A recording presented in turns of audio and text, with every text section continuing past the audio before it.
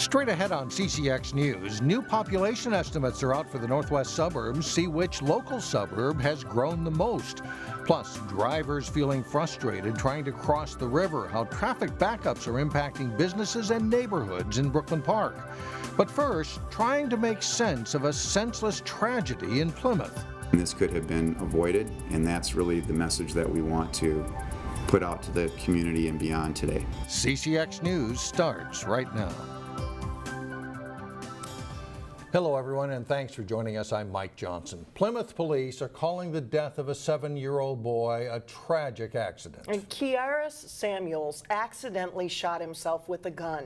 The incident happened Wednesday afternoon at a home in the 6000 block of Shenandoah Lane. Reporter Sonia Goins has more. Mike and Alex, this is where 7-year-old Kiaris Samuels liked to hang out with his friends. This was his corner. People we talked with say the neighborhood is forever changed. He was like a glow. Like you see him, he's always smiling. You never see him like upset, and he's just happy. That ray of sunshine is gone. Teddy bears and candles are now placed at the first grader's home. You would love him. Like he was just the best kid ever. Neighbor Farrah Ross says Kiaris was like a member of the family. They are traumatized because when you lose somebody that you're close to, it's a hurting feeling that my kids was close to him. Kiaris and 3 other children, including Kiaris's brother, were at the home when the shooting occurred. They heard the shot. 2 of the 3 went back inside. They saw what they saw. They ran to the neighbor. The 7-year-old's mom was not at home, but she arrived shortly after police were called. Officials say Kiaris was inside the home alone when he got a hold of a loaded handgun that was inside a box containing a new hoverboard. It was in a box with I'll qualify it as a toy. So maybe he's assuming that, well, then this is a toy too. And it ended up costing him his life. Right now, police are running tests trying to determine who owns the weapon. The victim's mother was not aware that there was a gun in her home and is adamant that, again, she nor anyone she knows brought that gun to the home. Police say they will do everything in their power to hold the gun owner accountable. This entire incident should never have occurred. No one should have died, especially such a young, innocent child. It won't be the same. Meanwhile, neighbors are left feeling empty, trying to make sense of a senseless tragedy. Yeah, it won't be the same with not seeing him out there with my girls. Now again, Police Chief Goldstein is urging gun owners to be responsible and to lock up their weapons. In fact, the city of Plymouth has gun locks. You just have to go to the police station to get them. In Plymouth, Sonia Goins, CCX News. And neighbors say Kiaris attended Meadow Ridge Elementary School. The Wayzata School District is offering grief counseling for students and staff. A Brooklyn Park man is headed to prison for shooting at more than a dozen people outside a North Minneapolis home. A Hennepin County District Court judge sentenced Deshaun Wilson to 20 years. According to the criminal complaint, Wilson and another man fired 9 shots in the residential neighborhood where about 11 adults and at least 3 children were outside. One man was shot as he was trying to protect a child from the gunfire. We'll call it the summer of discontent for drivers heading north in our area. If you are trying to cross the river, construction gridlock is your passenger. The Highway 169 road resurfacing and bridge work in Champlin is creating jam-ups elsewhere, like roads to Highway 252 in Brooklyn Park. Eric Nelson is live along 85th Avenue with the lowdown on the slowdown. Eric? Yeah, Alex and Mike, there is definitely a domino effect from the construction on US 169 in Brooklyn Park and Champlin. Everybody's looking for that perfect detour to hopefully get across the Mississippi River Bridge off Highway 610. Now, when we look at 85th Avenue right now, it's flowing pretty well. But in about 45 minutes at the height of rush hour, it's going to back up and gum up. Commute times are being tripled and even quadrupled in some cases, as everyone stuck on 85th is trying to go left on Highway 252. It's the light. People get stuck. It's 6-7 times the light turns and they're still sitting there. And people, you know, are just looking annoyed and on their phones, which they shouldn't be, and doing other things because they're so bored. From the corporate offices at Pilgrim Dry Cleaners, Keona Tranby can see traffic backing up in the evening along 85th. it usually takes Tranby about 10 to 15 minutes to get home to Coon Rapids, but now it takes her that long just to drive a mile east to Highway 252. These delays are also causing overtime expenses at Pilgrim Cleaners with their delivery drivers. Dozens of trucks come to this Brooklyn Park location to pick up clean clothes for delivery to other stores in the North Metro. Even if they try to avoid the cone zone and construction backup on Highway 169, they end up sitting in traffic around Highway 252 just across the Mississippi River. Even our owner has been on the phone and our general manager trying to find alternate routes for them to take, avoiding 169, trying to exit on different routes to at least avoid some of the traffic. Once they get here, there's not much they can avoid, but even just a different route, they've been trying to do to save even a couple minutes of time. So once again, traffic flowing rather smoothly now on 85th Avenue, but that will change right around 5 o'clock. And this road construction project on Highway 169 will last until the fall, so drivers are going to either have to find a very good detour or simply chill out. Reporting in Brooklyn Park, I'm Eric Nelson. Now back to Alex and Mike. Eric, not much else you can do. New population estimates show growth continuing to occur in the Northwest Metro's largest suburbs. Brooklyn Park has grown by 5,000 people since 2010. Plymouth, meanwhile, has added more than 6,000 residents. And Maple Grove has gained more than 5,000 people. Met Council regional indicators, however, show the Twin Cities is losing ground compared to other urban areas when it comes to housing and transit. The men and women who protect and serve in Brooklyn Park were honored Wednesday night at the annual Brooklyn Park Police Awards. Being recognized is very helpful for the police officers. I think they will tell you, they don't do it for the recognition, and that's not why they got into this line of work, and they do it to give back. But the reality is, who doesn't like a pat on the back for a great job? And these men and women for this police department do a fantastic job every day. Regular citizens were also honored for courageous acts and efforts in giving back. And the co-owners of Fat Chance Restaurant in Brooklyn Park received the Delois Bolden Brown Award for their community service. Ben and Renee Dossman founded Affirmation House, a nonprofit that works to provide stable housing for homeless men and help them with employment. There's a lot of dignity that comes along with work, especially if it's someone who hasn't worked in a long time. They may be looked upon as a lowly dishwasher, but to them, it's a very big job, and it's a great opportunity, and they appreciate it. A 5-year-old girl was also recognized for calling 911 to help save her mother's life during a medical emergency. Still ahead, a special performance for a retiring Maple Grove Elementary School band director. Plus, hear from a University of Minnesota softball star from Plymouth as her team gets set for the NCAA tournament. But first, more 80s on Friday, then it turns slightly cooler. The 5th graders at Rush Creek Elementary in Maple Grove had some company as they played a year-end concert. Their band director is retiring, and some former students came to join in.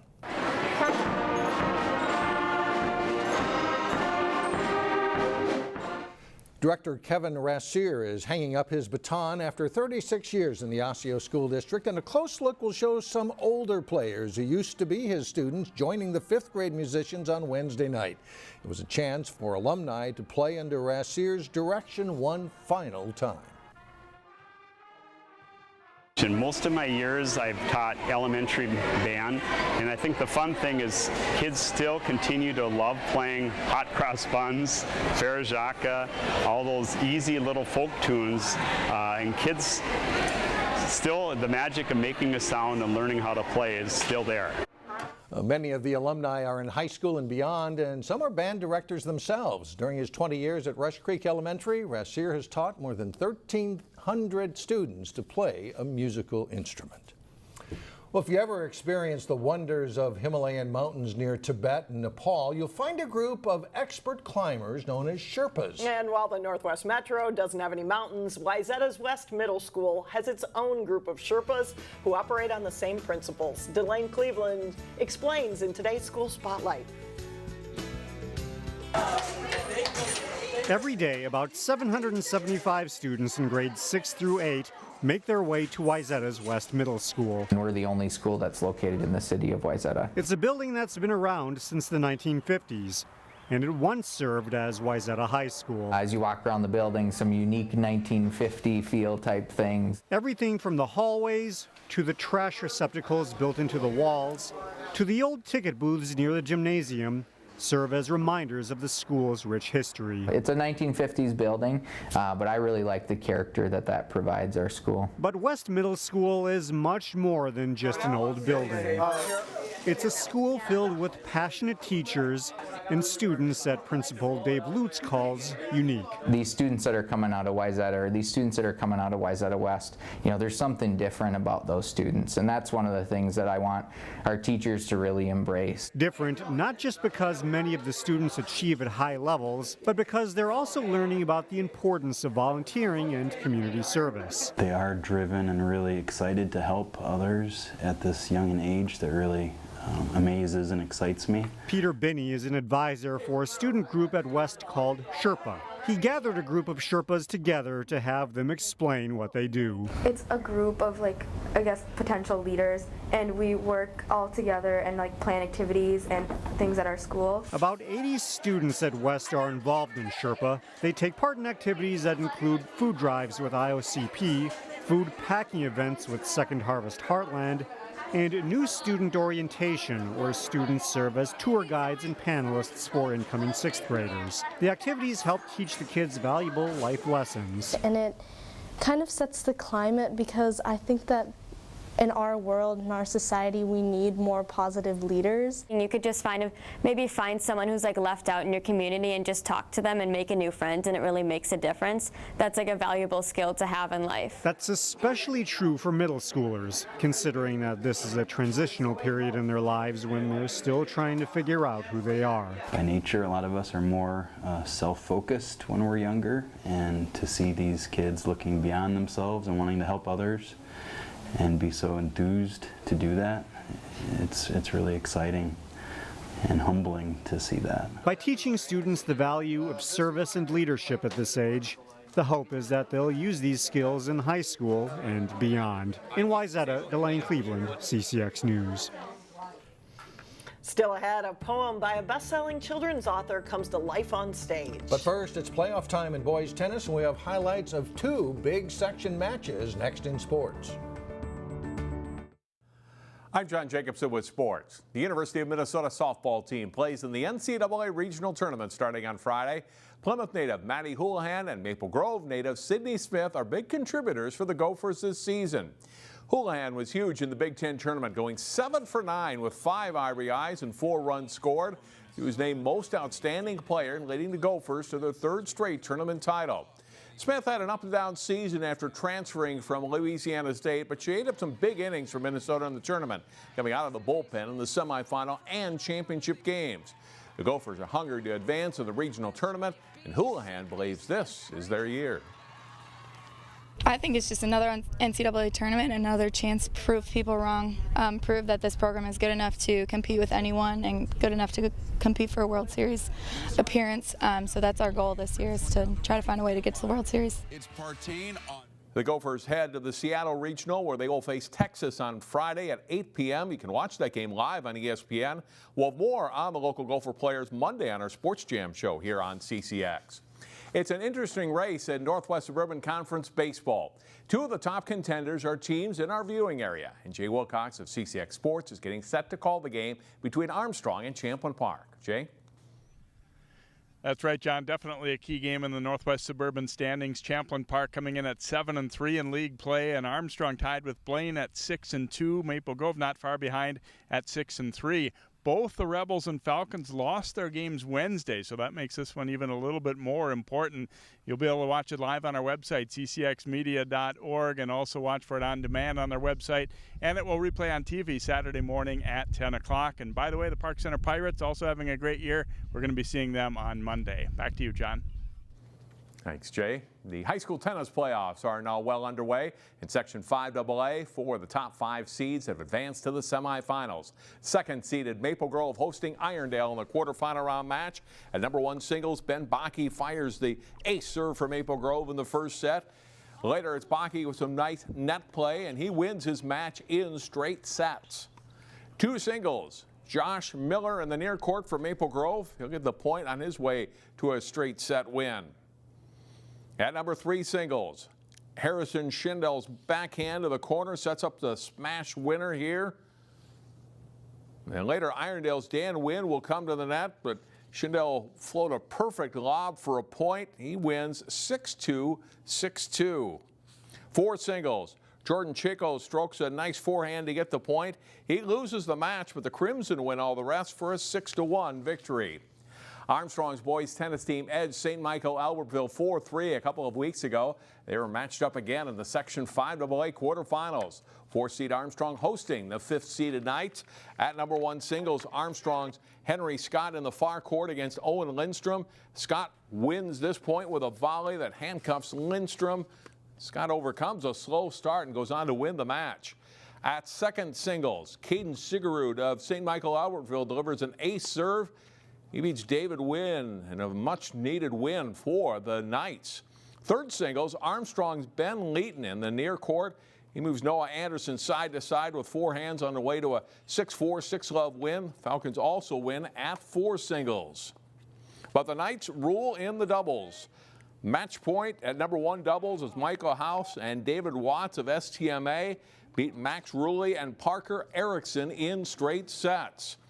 St. Michael-Albertville takes all 3 of the doubles matches. They edge Armstrong 4-3 to advance to Thursday's semifinals. Well, more on Section Tennis Friday here on CCX News. That's all for sports. We're back with more in a moment. And finally, whoever you are, you can pay whatever you can to see whoever you are. Well, really, it's kind of simple. Whoever You Are is an original production at Stages Theater, recognizing that we all have differences, but emphasizing all the things people really have in common. Well, Friday night's performance is part of Stages Theater's Pay What You Can night. They can come and pay what they can. That can be any amount. We have some people that come to those events and they pay 50 cents or they can't pay anything, but they come. And we have some people who will pay more than the ticket price to support the work that we do. And if you miss Friday evening's performance, there are 2 shows on Saturday and a 2 p.m. matinee on Sunday. So whoever you are, it's the name of the show. Right, right. Thanks for the clarification there. That's it for now. Thanks for joining us, everyone. We'll see you back here on Friday, starting at 4 o'clock.